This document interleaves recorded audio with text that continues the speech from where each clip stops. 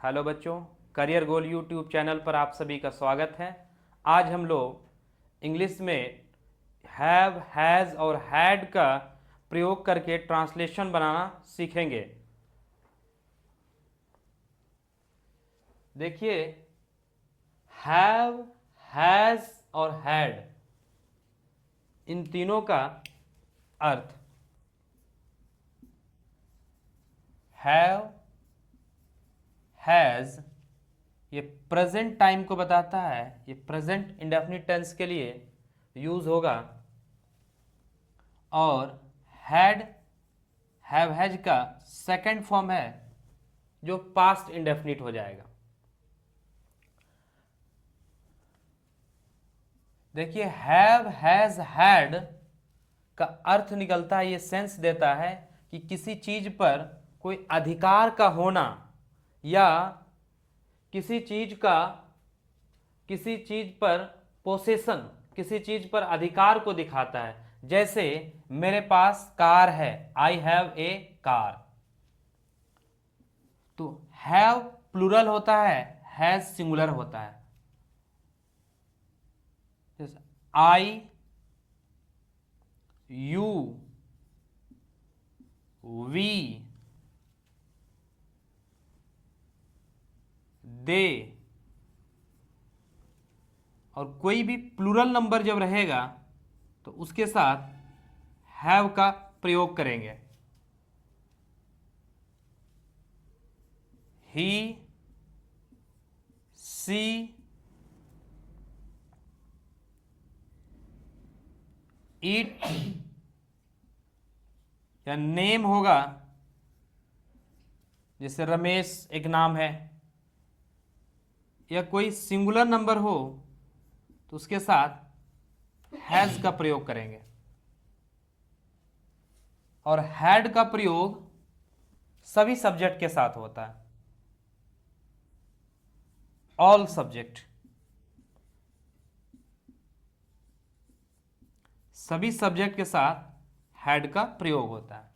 तो इस तरह से आई, यू, वी, दे और प्लूरल नंबर के साथ हैव का प्रयोग होता है। आई सिंगुलर नंबर होता है, लेकिन आई के साथ हैव का यूज किया जाता है। ही, सी, इट, नेम और सिंगुलर नंबर के साथ हैज का प्रयोग किया जाता है। और हैड का प्रयोग सभी सब्जेक्ट के साथ, I, we, you, they, plural number, he, she, it या नेम या सिंगुलर नंबर हो, सभी सब्जेक्ट के साथ हैड का प्रयोग होता है।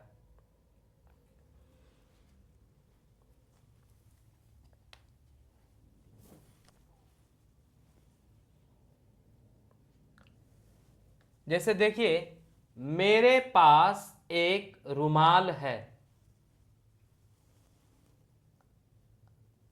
मेरे पास एक रुमाल है, मेरे का इंग्लिश आई, और आई के साथ लगाएंगे, आई के साथ हैव का प्रयोग करेंगे तो आई हैव ए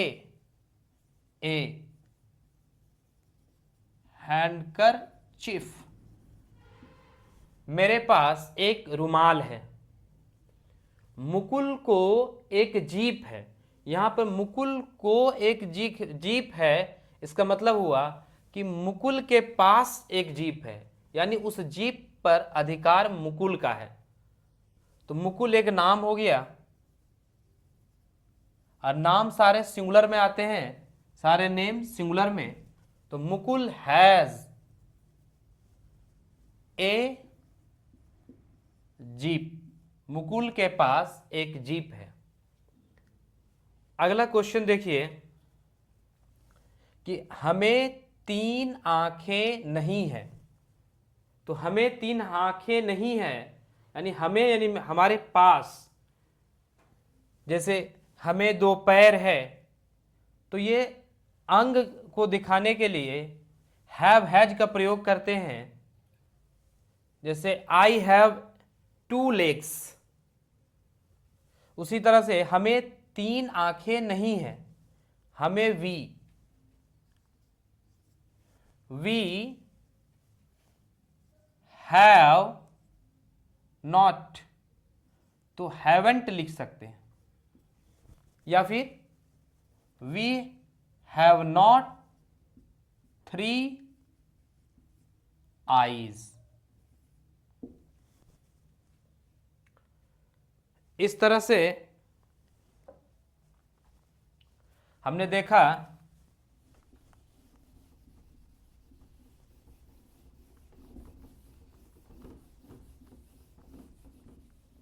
कि हैव यहां पर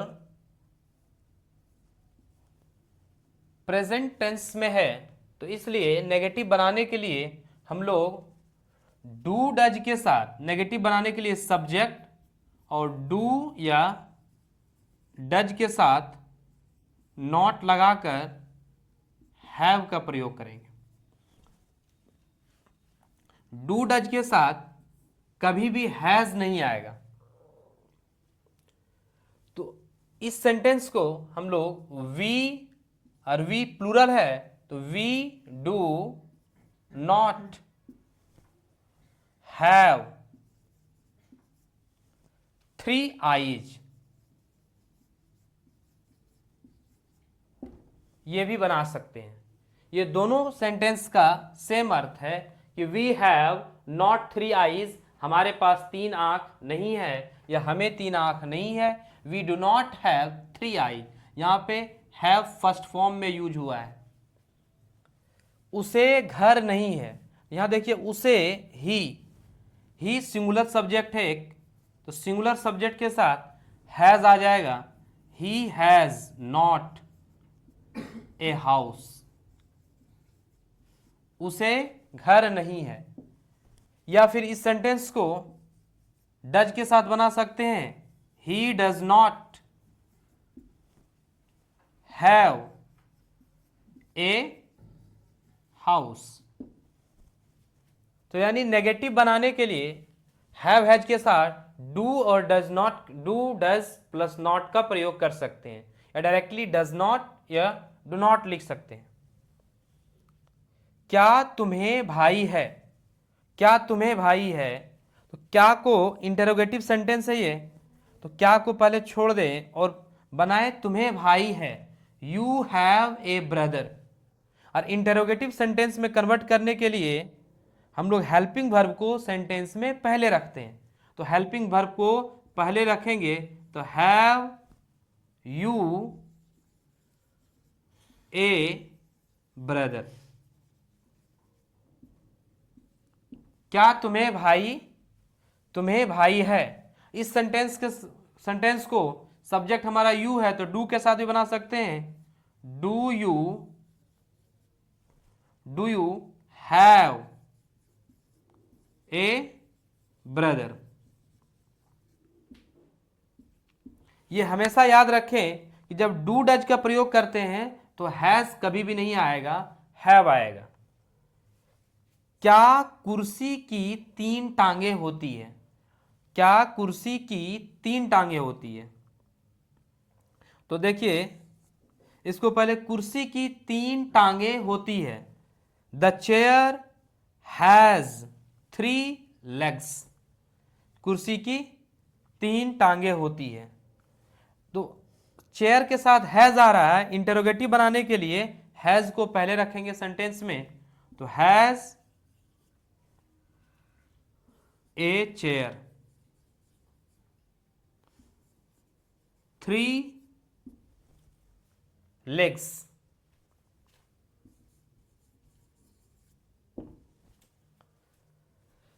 और अगर इसको डू डज के साथ बनाए तो कुर्सी हमारा सब्जेक्ट है और कुर्सी सिंगुलर है, तो डज आ जाएगा, does a chair have 3 legs।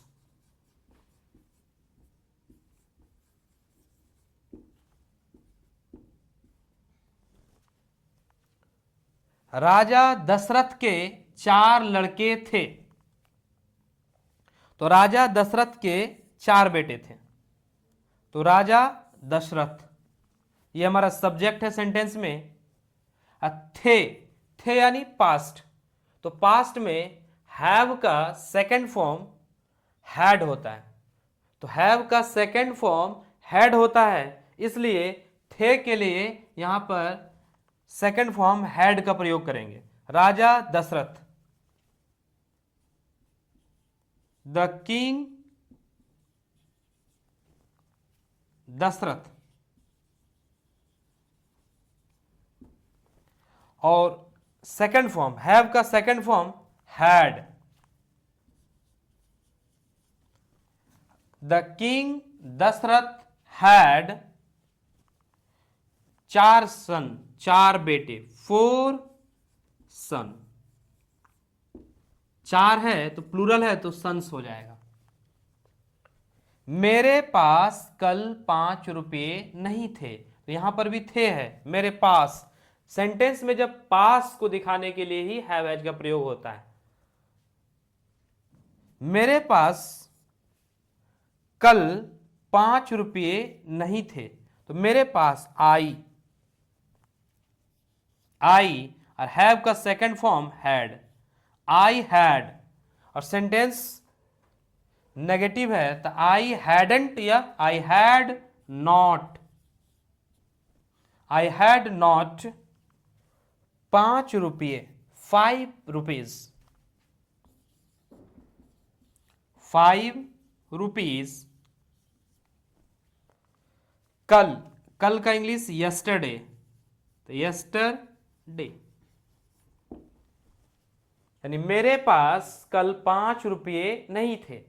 अगर इसी सेंटेंस को इंटरोगेटिव में बनाएं, क्या उसके पास कल 5 रुपये थे, तो उसके यानी ही, और हमने अभी पढ़ा कि सब्जेक्ट, कोई भी सब्जेक्ट हो सबके साथ सेकंड फॉर्म हैड आता है,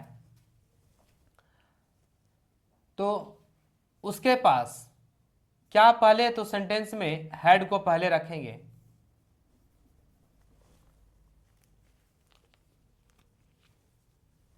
हैड ही, क्या उसके पास कल 5 रुपये थे, हैड ही 5 रुपीज, 5 रुपीज